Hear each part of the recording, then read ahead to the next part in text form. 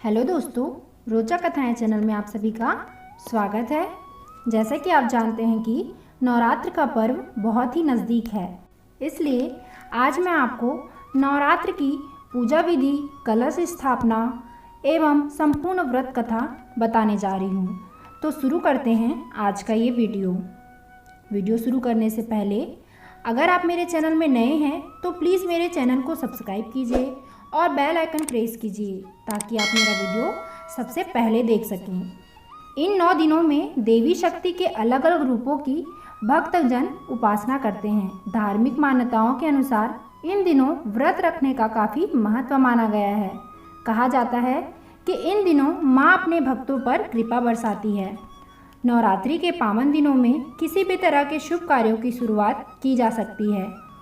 अब मैं आपको नवरात्रि पूजन के लिए पूजा सामग्री बताती हूँ। माँ दुर्गा की फोटो या मिट्टी की प्रतिमा रखें। माँ को चढ़ाने के लिए लाल चुनरी, कलश और घर के मुख्य द्वार के लिए आम की पत्तियाँ, चावल, एक आसन बैठने के लिए, माता पर चढ़ाने के लिए सिंदूर, दुर्गा सप्तमी की किताब, लाल कलावा, चंदन, गंगाजल, शहद, नारियल, कपूर, देशी घी, जौ के बीज, मिट्टी का बर्तन, पान के पत्ते, गुलाल, लाल फूल, विशेष करके गुड़हल का फूल, माला, सुपारी, लौंग, इलायची इत्यादि।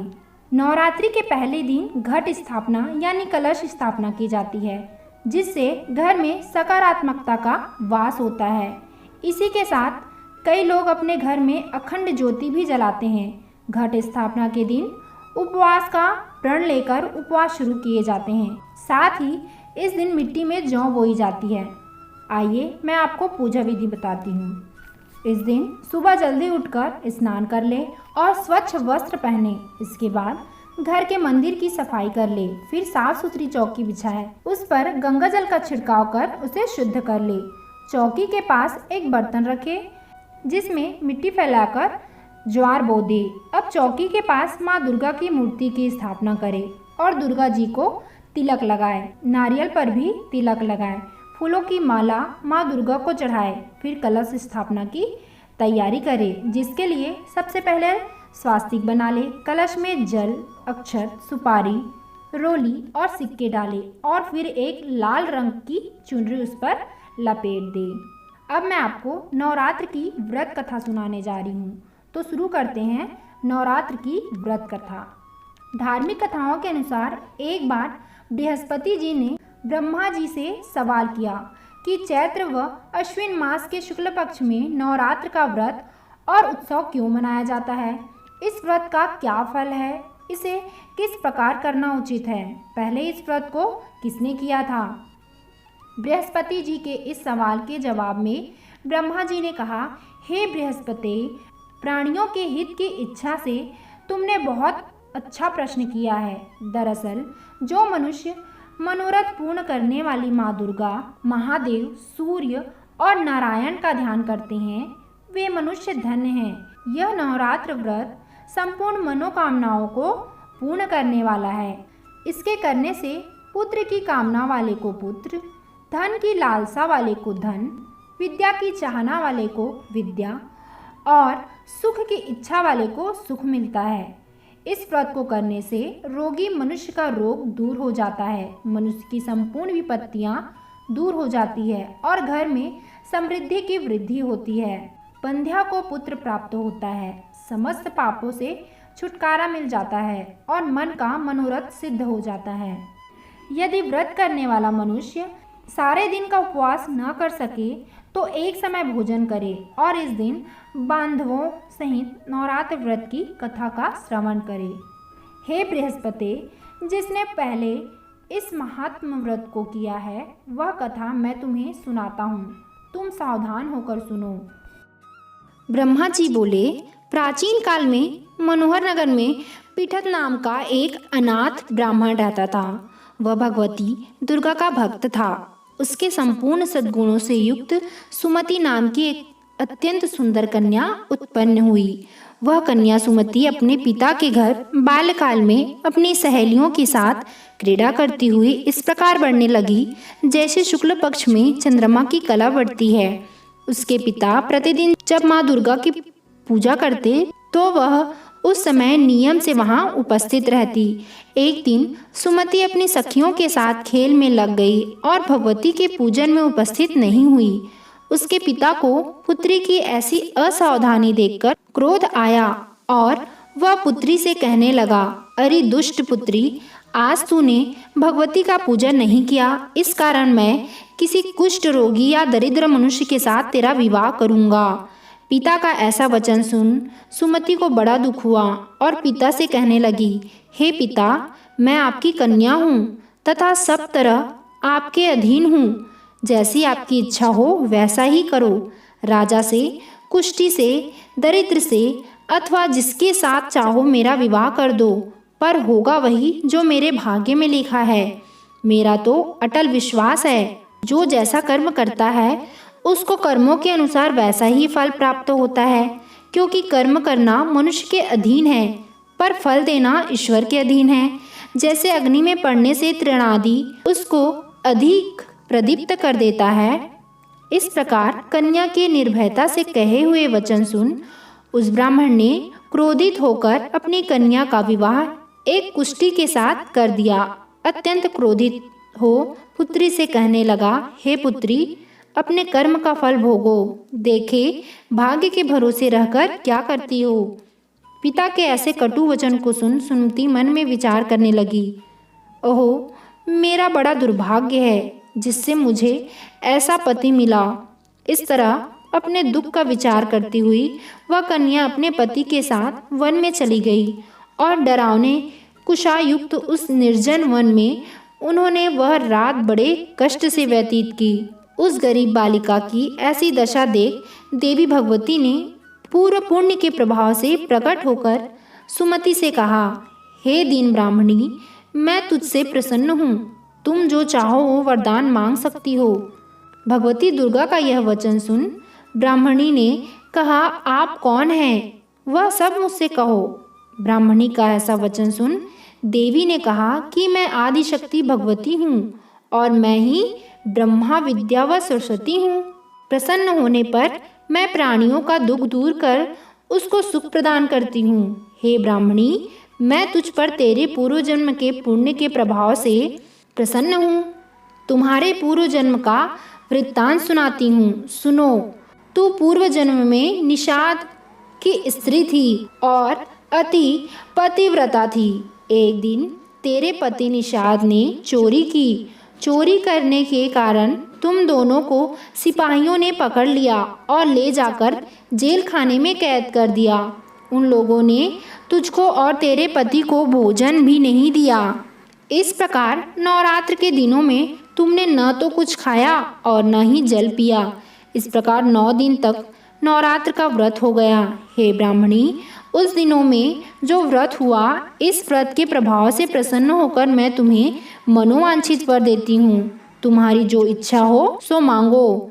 इस प्रकार माँ दुर्गा के वचन सुन ब्राह्मणी बोली, अगर आप मुझ पर प्रसन्न हैं तो हे माँ दुर्गा, मैं आपको प्रणाम करती हूँ। कृपा करके मेरे पति का कोढ़ दूर करो। देवी ने कहा, उन दिनों तुमने जो व्रत किया था उस व्रत का एक दिन का पुण्य पति का कोढ़ दूर करने के लिए अर्पण करो।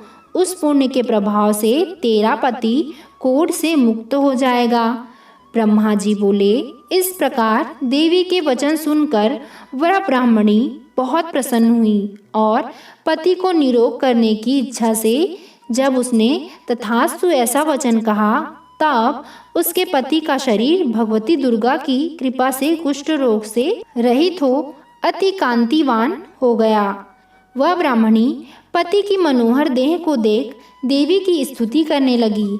हे दुर्गे, आप दुर्गति को दूर करने वाली, तीनों लोकों का संताप हरने वाली, समस्त दुखों को दूर करने वाली, रोगी मनुष्य को निरोग करने वाली, प्रसन्न हो मनोवांछित वर देने वाली और दुष्टों का नाश करने वाली जगत की माता हो। हे अम्बे, मुझ निरपराध अबला को मेरे पिता ने कुष्ठी मनुष्य के साथ विवाह कर घर से निकाल दिया। पिता से तिरस्कृत निर्जन वन में विचर रही हूँ। आपने मेरा इस विपदा से उद्धार किया है। हे देवी, आपको प्रणाम करती हूँ, मेरी रक्षा करो। ब्रह्मा जी बोले, हे बृहस्पति, उस ब्राह्मणी की ऐसी स्तुति सुन देवी बहुत प्रसन्न हुई और ब्राह्मणी से कहा, हे ब्राह्मणी, तेरे उदालय नामक अति बुद्धिमान, धनवान, कीर्तिवान और जितेंद्रिय पुत्र शीघ्र उत्पन्न होगा। ऐसा वर प्रदान कर देवी ने ब्राह्मणी से फिर कहा कि हे ब्राह्मणी, और जो कुछ तेरी इच्छा हो वह मांग ले। भगवती दुर्गा का ऐसे वचन सुन सुमति ने कहा कि हे भगवती दुर्गे, अगर आप मुझ पर प्रसन्न हैं तो कृपा कर मुझे नवरात्र व्रत की विधि और उसके फल का विस्तार से वर्णन करें। इस प्रकार ब्राह्मणी के वचन सुन माँ दुर्गा ने कहा, हे ब्राह्मणी, मैं तुम्हें संपूर्ण पापों को दूर करने वाले नवरात्र व्रत की विधि बतलाती हूँ, जिसको सुनने से मोक्ष की प्राप्ति होती है। अश्विन मास के शुक्ल पक्ष की प्रतिपदा से लेकर 9 दिन तक विधि पूर्वक व्रत करने, यदि दिन भर का व्रत ना कर सके तो एक समय भोजन करे। विद्वान ब्राह्मणों से पूछकर घट स्थापना करे और वाटिका बनाकर उसको प्रतिदिन जल से सींचे।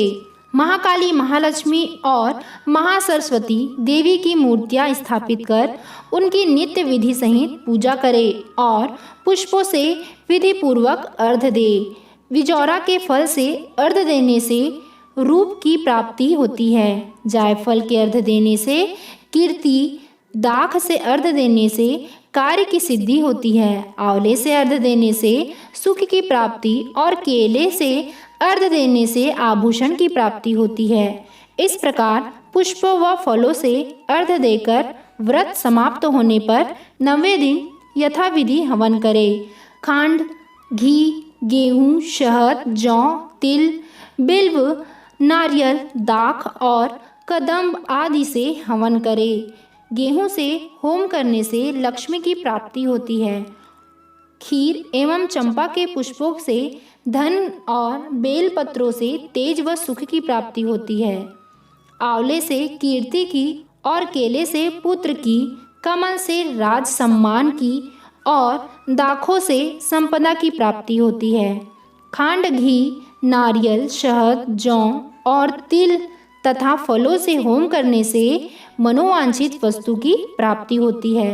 व्रत करने वाला मनुष्य इस विधि विधान से होम कर आचार्य को अत्यंत नम्रता के साथ प्रणाम करे और यज्ञ की सिद्धि के लिए उसे दक्षिणा दे। इस प्रकार बताई हुई विधि के अनुसार जो व्यक्ति व्रत करता है उसके सब मनोरथ सिद्ध होते हैं। इसमें तनिक भी संदेह नहीं। इन 9 दिनों में जो कुछ दान आदि दिया जाता है उसका करोड़ों गुना फल मिलता है। इस नवरात्र व्रत करने से अश्वमेघ यज्ञ का फल मिलता है। हे ब्राह्मणी, इस संपूर्ण कामनाओं को पूर्ण करने वाले उत्तम व्रत को तीर्थ, मंदिर अथवा घर में विधि के अनुसार करे। ब्रह्मा जी बोले, हे बृहस्पति, इस प्रकार ब्राह्मणी को व्रत की विधि और फल बताकर देवी अंतर्ध्यान हो गई। जो मनुष्य या स्त्री इस व्रत को भक्ति पूर्वक करता है वह इस श्लोक में सुख प्राप्ति कर अंत में दुर्लभ मोक्ष को प्राप्त होता है। हे बृहस्पति, यह इस दुर्लभ व्रत का महात्म्य है जो मैंने तुम्हें बतलाया है। यह सुन बृहस्पति जी आनंद से प्रफुल्लित हो ब्रह्मा जी से कहने लगे, आपने मुझ पर अति कृपा की जो मुझे इस नवरात्र व्रत का महात्म्य सुनाया। ब्रह्मा जी बोले, हे बृहस्पति, यह देवी भगवती शक्ति संपूर्ण लोकों का पालन करने वाली इस महादेवी के प्रभाव को कौन जान सकता है। बोलो देवी भगवती मैया की जय। तो ये थी आज की संपूर्ण कथा विधि। आशा करती हूँ आप सभी को मेरा यह वीडियो पसंद आया होगा। तो प्लीज़ मेरे चैनल को सब्सक्राइब कीजिए, मेरे वीडियो को लाइक कीजिए और ज़्यादा से ज़्यादा शेयर कीजिए। धन्यवाद।